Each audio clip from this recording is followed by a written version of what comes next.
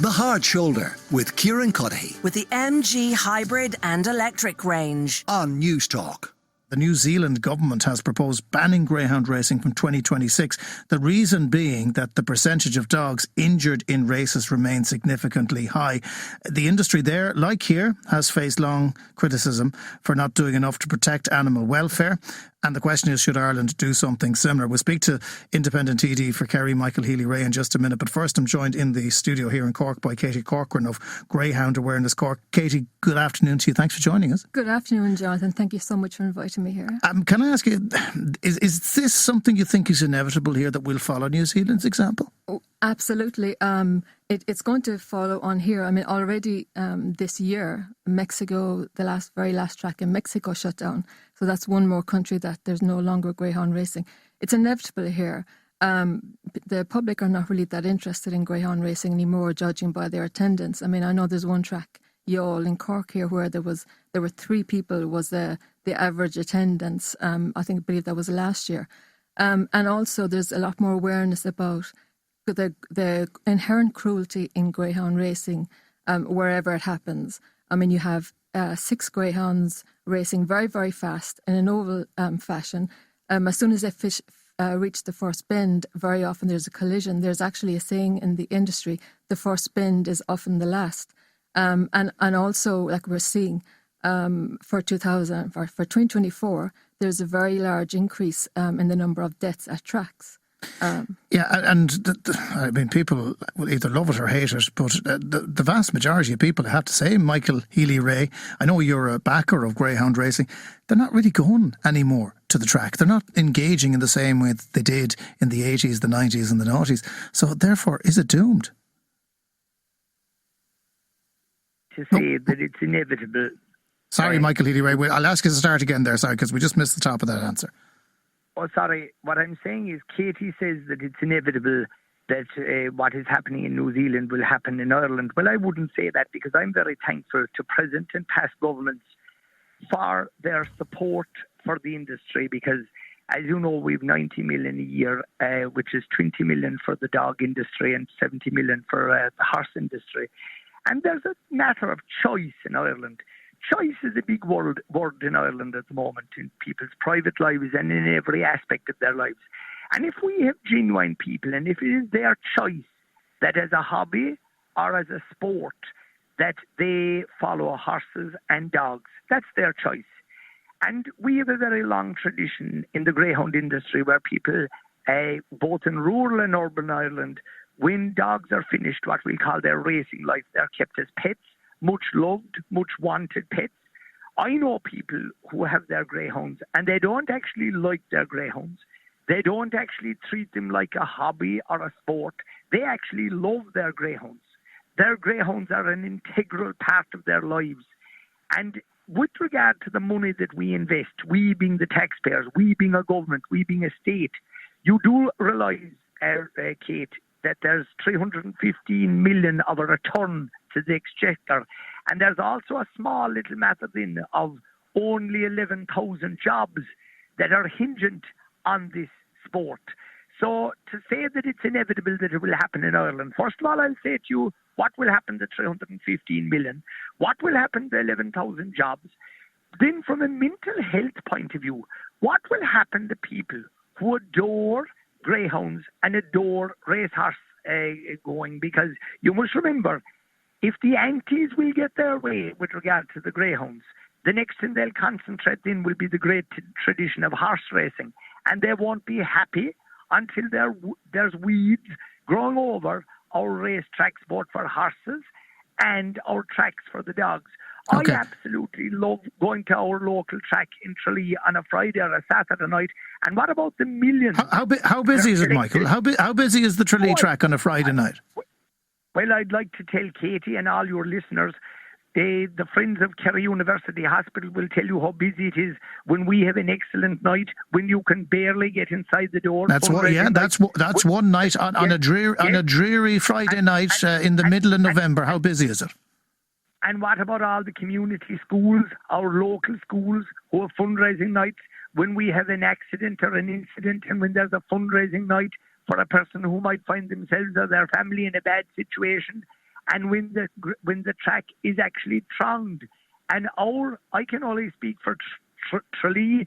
We certainly have what I would call a very active track, and a much wanted and a much appreciated. And I want to thank the people who work there, from the people who serve the dinners and the teas, the tourists that come there. Okay, Deputy, go on. Katie Corcoran wants to get in, Michael. I'm going to let her back in there. Katie'd like to ignore all of that, but I won't let her ignore it. Okay, well you've made your point, Katie. Deputy, can I just point out the fact that the report that you are referring to about the jobs and the environment impact on the environment is actually from 2019. So there aren't any up-to-date figures, but also those figures have been strongly debated. And, if you're counting somebody who works in a pet shop who sells a trainer a bag of food for his dog once, I mean, that can't really be included as employment. That depends on the greyhound industry. And also, did you know that the 5-year plan, which most industries will have, the greyhound racing, Ireland greyhound racing industry, their 5-year plan actually expired in December 22. So they don't actually have a published plan at the moment. And I know that you're going to wax lyrically about greyhounds on the beach down in Kerry, but what about all the greyhounds that are dying at the greyhound track? I mean, and also one fast greyhound, you actually have to breed a whole litter, and normally the litter sizes are about 8, and it's legal for a greyhound to have 8 litters in Ireland. So the question is, what happens to all the slow greyhounds? Okay, can I just ask you that? I mean, that's a legitimate question, Michael. And you paint a lovely picture of greyhounds having a lovely life and support. And maybe those people and I'm not questioning that you do know people who love greyhounds, but not everyone is like that. And the industry has a reputation that not every greyhound is treated well. An inevitable part of any life is that there is also death. You do realise, Katie, that every human being that comes into this world is going to die. Every animal that is born is going to die at some stage or the other. If you're questioning the people who breed greyhounds, who go coursing, they actually love their animals, no more than a farmer loves their animals. Hang on, you've raised coursing there. What about the hare? Does the hare not get a look into it there if you're going to talk about animals being treated respectfully? Well, I'll come back to the issue of life and death. Wherever there is life, at the end of it, it equals death. And nobody. Coursing is organised death. I mean, are we going to stick with that? Well, can I also mention that Deputy, in the 21, the greyhounds are born in 2021. According to the industry, 1/5 of them are dead or unaccounted for, and some of them are accounted for. That's a dog that's 3 years old. I have a greyhound, rescued greyhound, Molly. She's on my couch at home, waiting for me to put the fire on. She's 10 years old. She's going to live hopefully till 14 years old. So why is it okay for a 3-year-old greyhound to be dead? I mean, yes, every animal will die, but doesn't mean that we have to gamble on their lives. And it's not okay for them to die just because we have a gamble on them. Michael Healy. And what I'd say to Katie, she's completely ignoring the word I used earlier on about choice. The aunties in Ireland at the present, they try to dictate and have everybody dancing to their tune. And if there are people who it is their sport to breed and race horses or breed and race greyhounds, surely be to God that is their choice. We live in a free world. This is not Red Russia. This is not North Korea, where we will say to people who are breeding greyhounds today, and like I say, maybe you'd like to remember the 11,000 jobs. Maybe you'd like to remember the people who work in the tracks and who make a living or a part-time living out of this industry. And I want to once again thank and compliment, despite the influence from other politicians, I'd like to thank the politicians and the governments who have supported this industry. And I'd like to remind Katie and the aunties with her that there is a €315 million return in this, and we're recognised around Europe for our horse racing, for people who go to the track, to the dogs. And what are we going to do? 20 million. 20 million And invested in dog racing, Michael Healy Ray. Would that not be better put into GAA clubs? Would it not be better put into League of Ireland soccer? Would it not be better put into boxing clubs, gymnastic clubs, where young people who would need something to maybe distract them from drugs or other challenges that are out there, and to give them a sense of community?